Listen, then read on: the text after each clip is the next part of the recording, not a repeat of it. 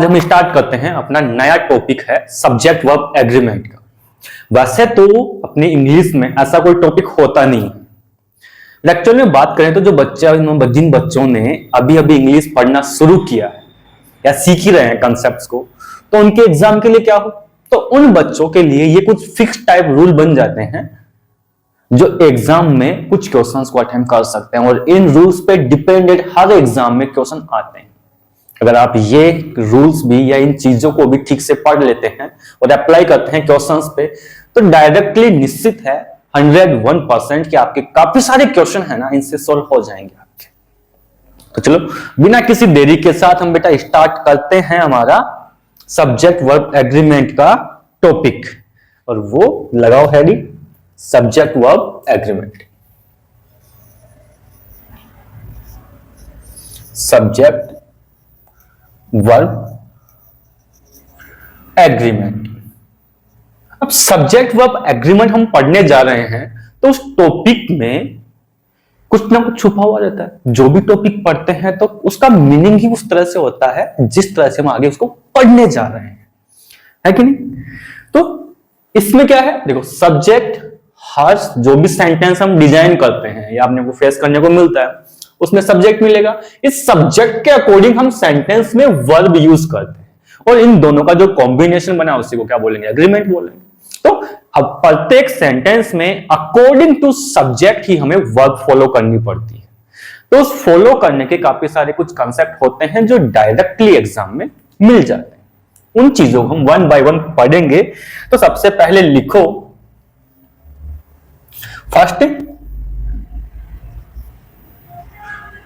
Singular subject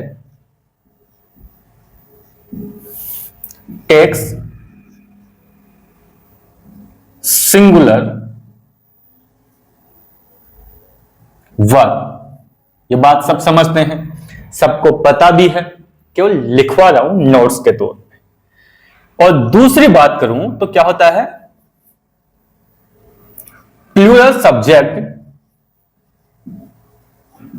takes plural verb. अब इस concept पे भी आपके एग्जाम में क्वेश्चन मिल सकते हैं आपको। आप बोलोगे कहां से मिलेंगे, वो इजीली कर जाएंगे। तो आप मेरे दोस्त, कुछ चीजें मैं आपसे पूछूंगा भी, कुछ बताऊंगा भी, तो लिखते जाएं बच्चा। यहां से कोई भी टॉपिक जो मैं पढ़ाने जा रहा हूं सिंपल है, पहले मैंने टॉपिक पढ़ाए हैं, 2-3 टॉपिक जो पढ़ाए आपको। किसी भी टॉपिक को मैंने हमेशा ऐसा नहीं कि एडवांस से स्टार्ट कर दिया, जहां से शुरू होता है ना टॉपिक वहीं से स्टार्ट किया, मतलब जीरो से स्टार्ट किया है और एक ऐसे लेवल तक बताया आपको जहां आप मेंस के क्वेश्चन को भी इजीली कंप्लीट कर सकते हो। तो किसी भी क्वेश्चन को छोड़ने वाला नहीं है, लेकिन शुरुआत बिल्कुल जीरो से करेंगे। अपने को रजनीकांत नहीं बनना है कि डायरेक्ट चलेंगे सर, ये तो हमें पता ही है, हम कर लेंगे आराम से। कुछ मेरे ऐसे दोस्त थे जिनको नहीं पता, आज ही स्टार्ट ही किया अंग्रेजी सीखना, तो लेकिन स्टार्ट चाहिए अपने कंधों पे, स्टार्ट चाहिए तो पढ़ना पड़ेगा, उसके लिए मेहनत कर रहे हैं, तो शुरुआत तो उनको भी करनी पड़ेगी ना। तो देख बेटा, मैंने लिखा he is a student, he is a student. अब यहां देखो बेटा, ये सब्जेक्ट कैसा है, सिंगुलर है ना। देखो सिंगुलर को हम ऐसा लिखेंगे भाई, यहां लिख लो, जो सिंगुलर है उसे एस एल लिखेंगे और प्लूरल को हम लिखेंगे क्या, पी एल। ये नोट कर लो भाई। ये सिंगुलर है तो इसमें वर्ब कैसी है हमारी, वर्ब भी सिंगुलर देखने को मिल रही है मुझे, है कि नहीं। पक्का आ गया बेटा। They do not play with me. यहां देख मेरे बेटा क्या कि ये जो सब्जेक्ट था वो कैसा है, प्लूरल फॉर्म में है, तो मैंने जो हेल्पिंग वर्ब इसमें यूज की वो भी तो मैंने प्लूरल ही लगाई ना। तो अकॉर्डिंग टू सब्जेक्ट मैंने हेल्पिंग वर्ब लगाई, अकॉर्डिंग टू सब्जेक्ट मैंने वर्ब यूज की।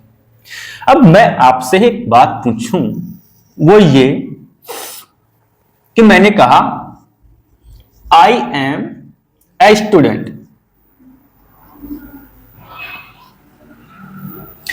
आई do not have a new pen and इसका मैंने पास्ट बनाया तो क्या बन गया, आई वॉज ए स्टूडेंट। अब इसमें कुछ सीखने की बात थी भाई,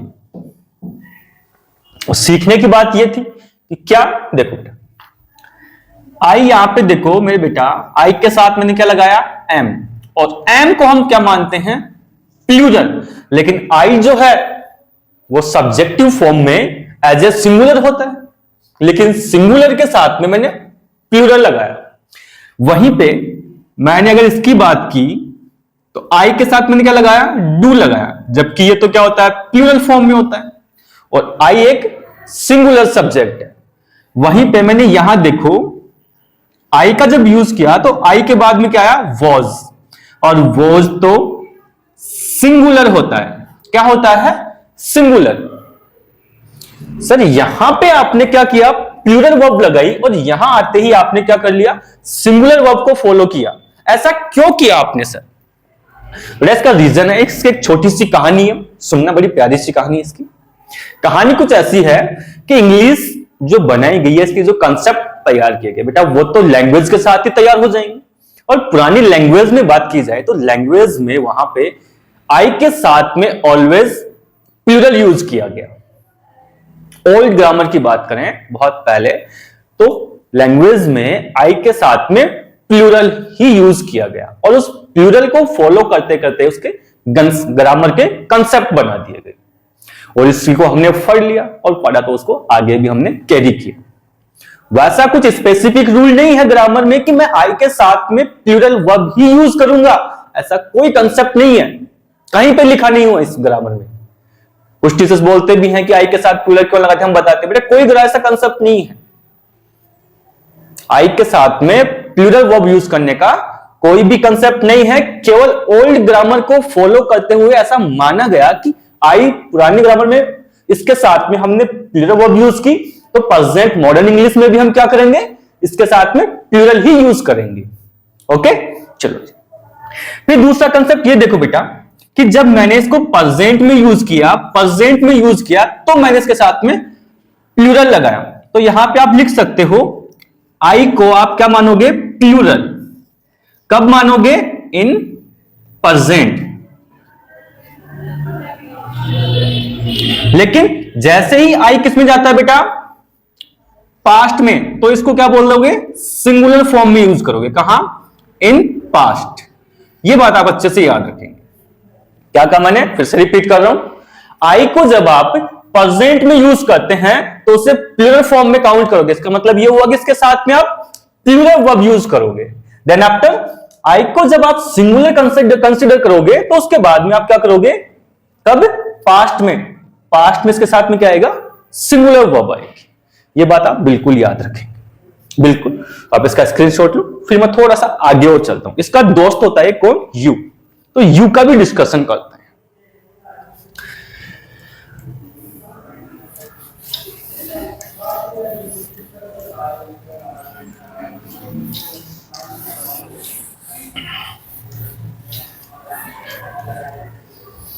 चलो बेटा, नेक्स्ट मैंने यूज बनाया किसको, यू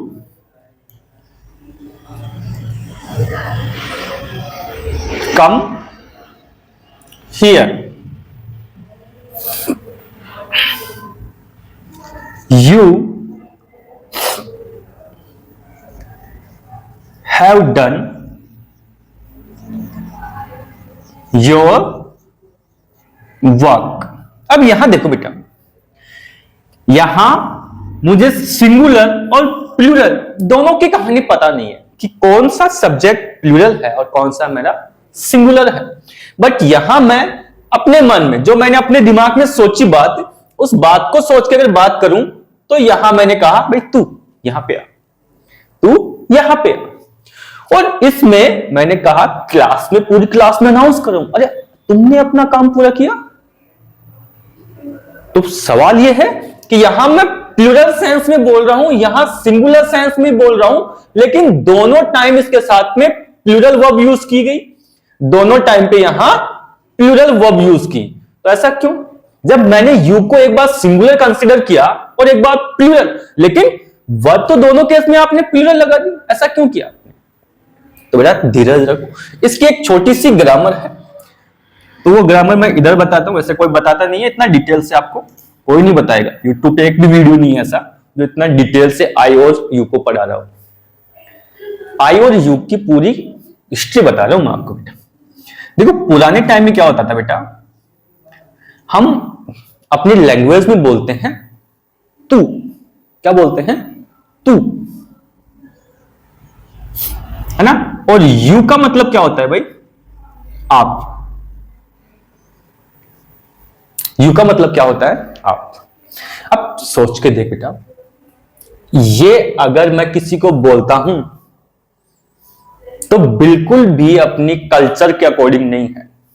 अगर ये मैं बोलता हूं तो ये क्या था बेटा? बिल्कुल एक दिखता है सर पोलाइट सेंस में दिखता है। दूसरी बात, यू जो वर्ड यूज करते थे वो हमेशा ओल्ड ग्रामर में क्या था? प्लूरल था।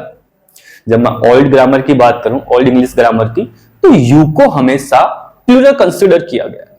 लेकिन जब भी सिंगुलर कैंडिडेट के लिए बात की जाती थी तो उसे यू नहीं बोलते थे, उसे बोलते थे क्या? तू, THU बोला गया। क्या बोला गया? THU बोला गया। लेकिन यू का मतलब भी तो क्या निकलता है? तुम।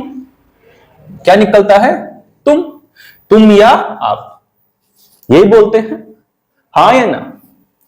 तो बोला गया कि ये बोलने में बिल्कुल भी क्या नहीं है?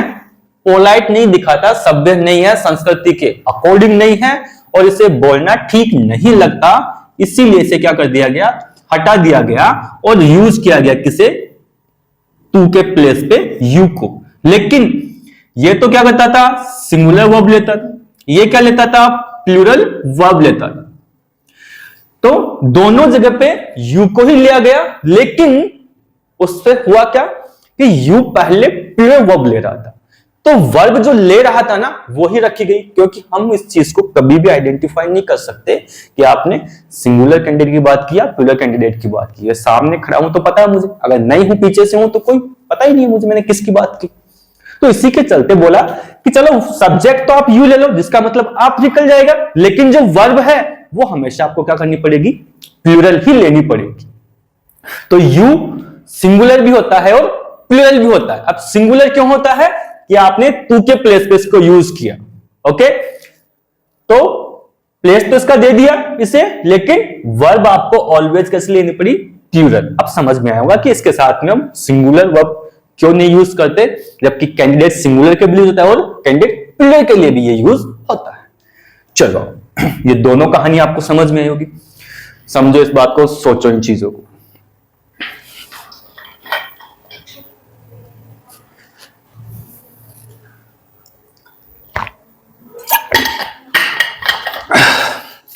इसके बाद देखो बेटा, नई चीज है, बार बार मैं बोल रहा हूं, plural verb, plural verb, plural verb, बार बार बोल रहा हूं मैं। तो इसकी एक छोटी सी बातें हैं, कौन सी वर्ब सिंगुलर होगी, कौन सी वर्ब प्लूरल फॉर्म में होगी, वो हम डिस्कस कर लेते हैं यहीं पे। कि एक बात देखो बेटा, अपनी वर्ब कितनी होती है? 3 फॉर्म होती है। वर्ब की कितनी फॉर्म होती है? 3 फॉर्म होती है। मैंने टेंस के टॉपिक में पढ़ा रखा ये चीज आराम से। कितनी फॉर्म होती है वर्ब की? 3 फॉर्म। उसके बाद में सिंगुलर और यहां पे कॉन्टिन्यूस।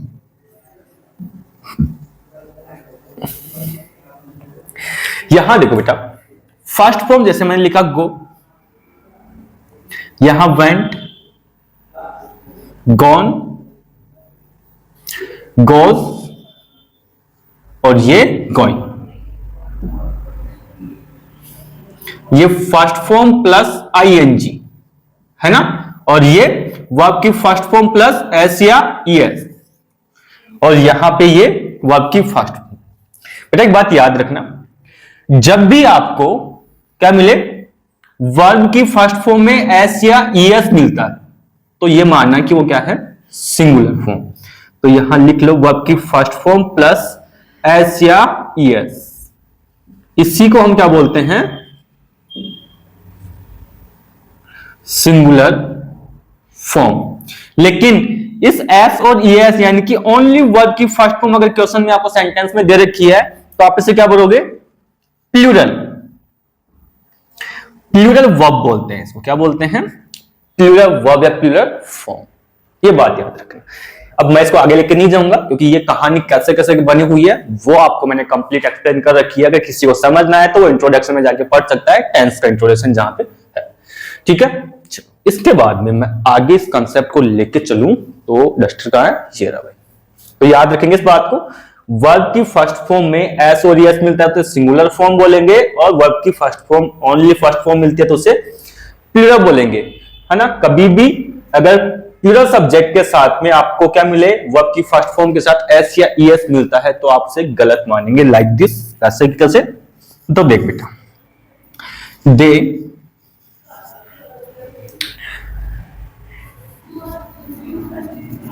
प्लेस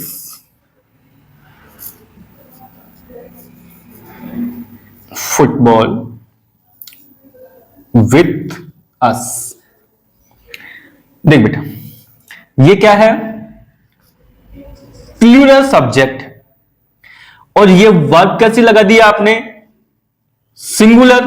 क्यों लगाई सर, ये तो फर्स्ट फॉर्म और उसके साथ में आपने देखो एस लगा दिया, तो वर्ब की फर्स्ट फॉर्म प्लस एस या एस को तो हम क्या बोलते हैं, सिंगुलर फॉर्म बोलते हैं।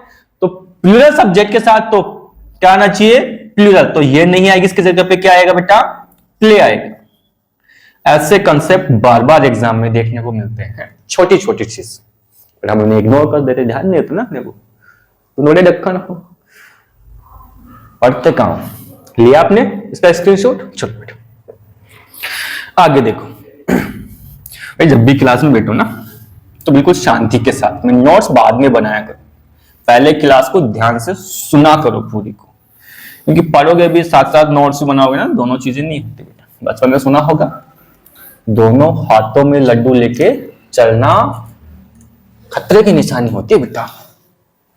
तो जब भी क्लास में बैठो, पहली चीज, आजकल तो ब्लूटूथ का जमाना आ गया, तो आप ब्लूटूथ लगा के बैठो या फिर जो हेडफोन्स होते हैं आराम से वो लगा के बैठे, स्लो वॉइस में आराम से पूरे फोकस के साथ में, और बिल्कुल शांति से पूरी क्लास का पूरा 1 घंटा आराम से बैठिए।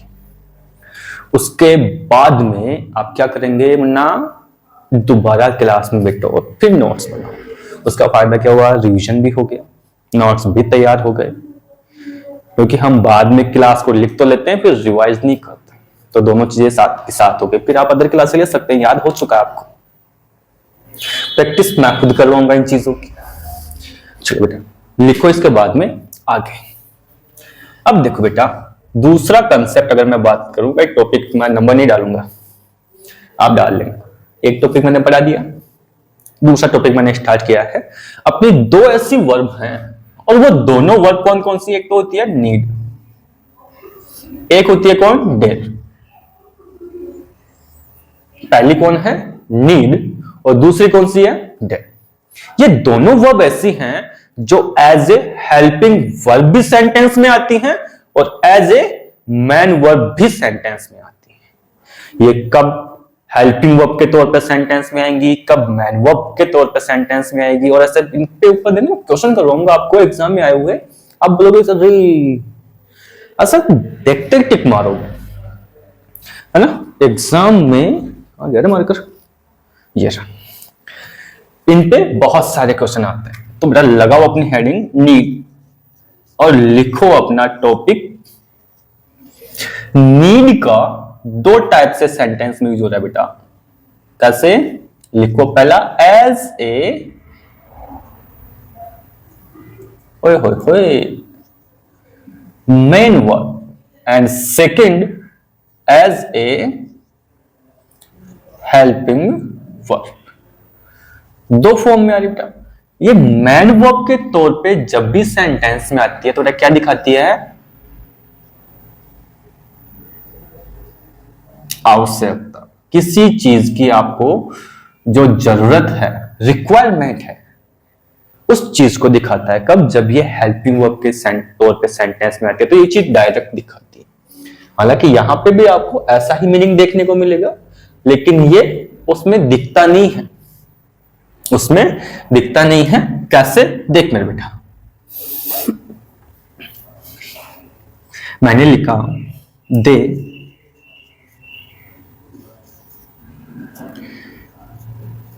नीड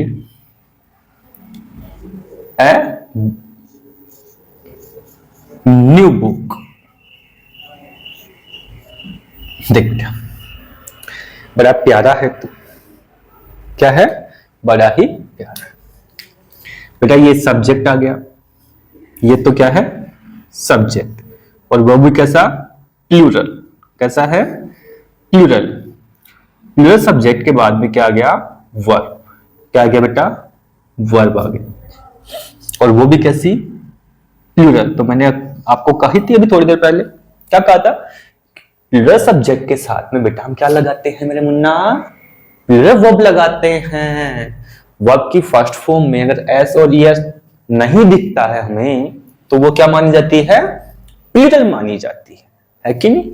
और इसके बाद में ये इसका क्या मिल गया हमें? ऑब्जेक्ट आ गया। बात समझ में आई? चलो जी, मैं लिखूं बेटा इसी को एक एग्जांपल और लिखूं। She need not needn't go there. देखो बेटा, अब यहां देखो अपने पास में क्या है? ये नोट है। और ये नोट क्या होता है बेटा? हेल्पिंग वर्ब के तो बाद में आता है। पूरा लिख लो आराम से। हेल्पिंग वर्ब प्लस में नोट और प्लस में वर्ब। प्रत्येक सेंटेंस में हमारी कुछ कहानी ये ऐसी होती है कि हेल्पिंग वर्ब के बिना नोट नहीं आता। बचपन से पढ़े हुए हैं।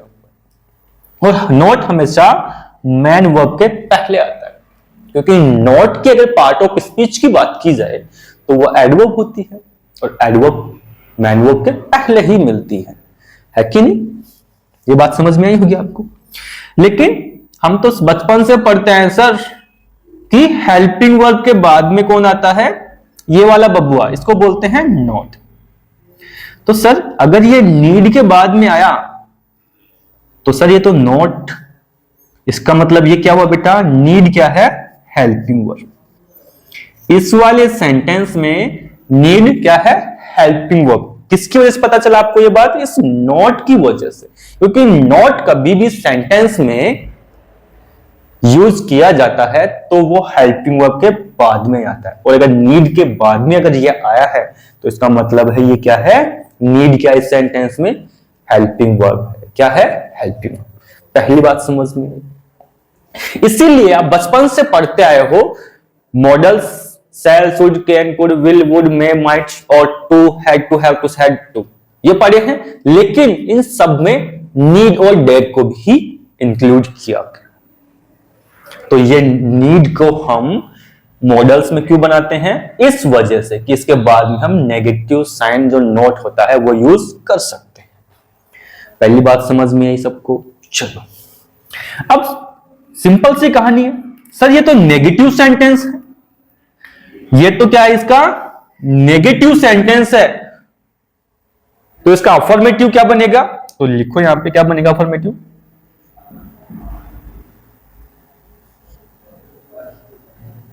अफर्मेटिव क्या बनेगा? सी नीड टू गो डियर। अरे बबुआ, एक का हुआ तुम्हारे साथ?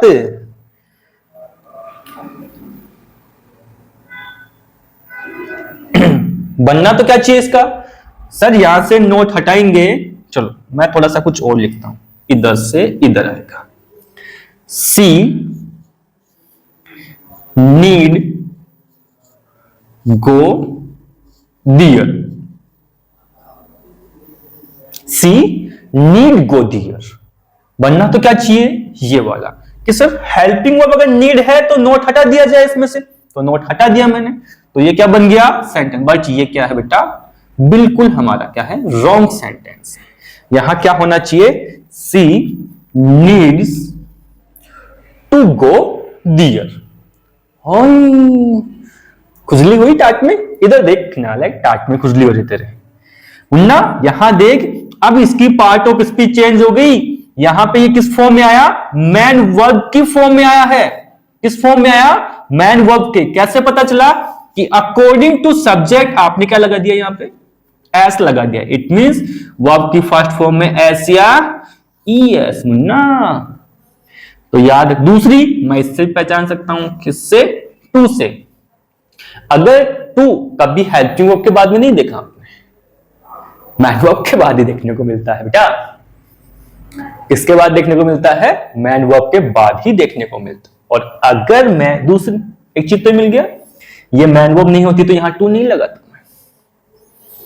तो याद रखना, इस वाले सेंटेंस का अफर्मेटिव क्या बनता है, ये वाला, नीड प्लस में टू और प्लस में वर्ब की फर्स्ट फॉर्म। ये बात बिल्कुल याद रखें।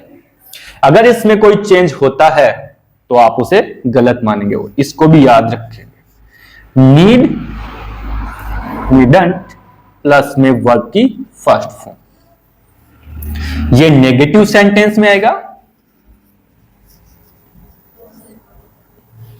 और ये अफर्मेटिव सेंटेंस में आएगा। इन दोनों बातों को याद रखें, डायरेक्ट समझ में आ गया होगा, और इन बातों को आप बिल्कुल याद भी रख सकते हैं। क्या कर सकते हो, याद, क्योंकि एग्जाम में तो पूरा ये फॉर्मेट मिलने वाला है। एग्जाम में आपको ये वाला फॉर्मेट मिलने वाला है। अगर ये फॉर्मेट अगर आपको मिलता है किसके साथ में, कि नीड और नीड के साथ वर्ब की फर्स्ट फॉर्म आती है, तो इस बात को आप बिल्कुल गलत मानेंगे। ये बात बिल्कुल रॉन्ग है, बिल्कुल रॉन्ग है।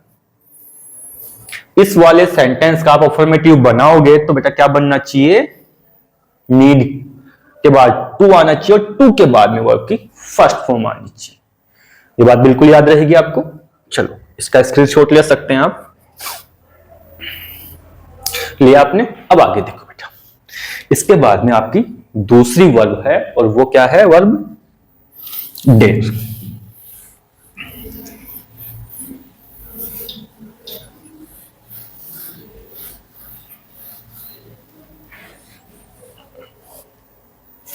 लगाओ हेडिंग अपना, नहीं क्या, डेर। और डेर का बेटा ऐसे ही इसमें भी दो लगा लो, as a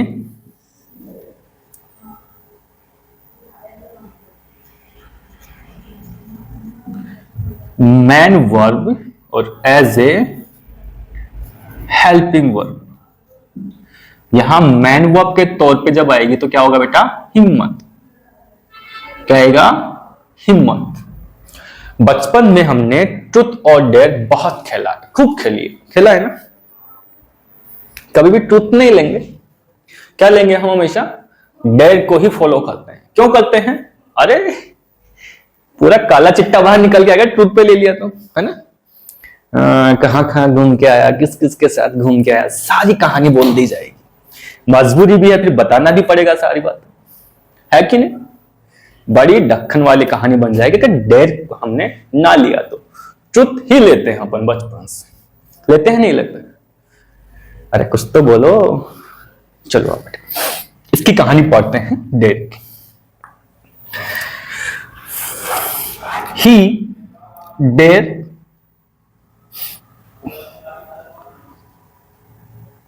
to face his problems. यहां देखो बेटा, he dares to face his problem। अब कहानी कुछ इस तरह से बेटा, इसकी कहानी कैसी है वो देख बेटा। ये सब्जेक्ट कैसा है हमारा, सिंगुलर। कैसा है, सिंगुलर। तो याद रखो, अभी अभी पढ़ के आयो, वर्ब की फर्स्ट फॉर्म में एस या ईएस, तो इसको भी क्या बोलते हैं हम, सिंगुलर।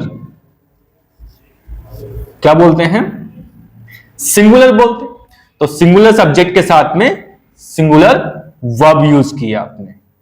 बात समझ में आई कि नहीं आई? दूसरी बात, यहां मैंने डेयर लगाया, इसके बाद में देखो टू लगाया, क्या लगाया? टू लगाया, और फिर क्या लगाई? वर्ब की फर्स्ट फॉर्म, तो वर्ब की फर्स्ट फॉर्म। इस कंसेप्ट को आप याद रखेंगे, इस कंसेप्ट को आप बिल्कुल याद रखेंगे जब भी कोई डेयर के साथ में अफर्मेटिव सेंटेंस डिजाइन किया जाता है। क्या कहोगे?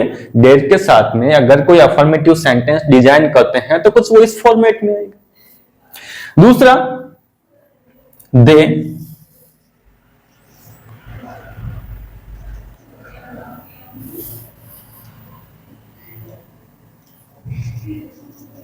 They not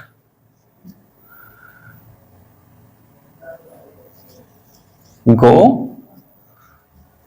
dear.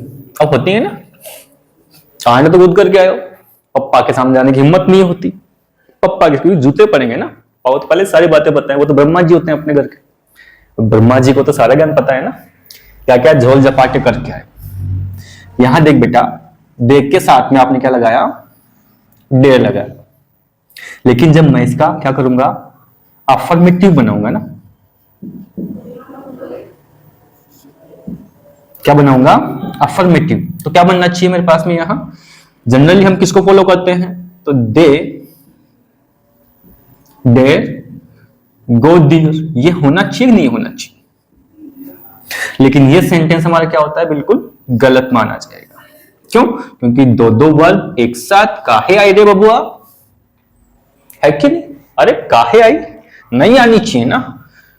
तो ये वाला फॉर्मेट लिखो पहले कि नेगेटिव में डेयर के साथ, डेयर नॉट के साथ में क्या आएगा?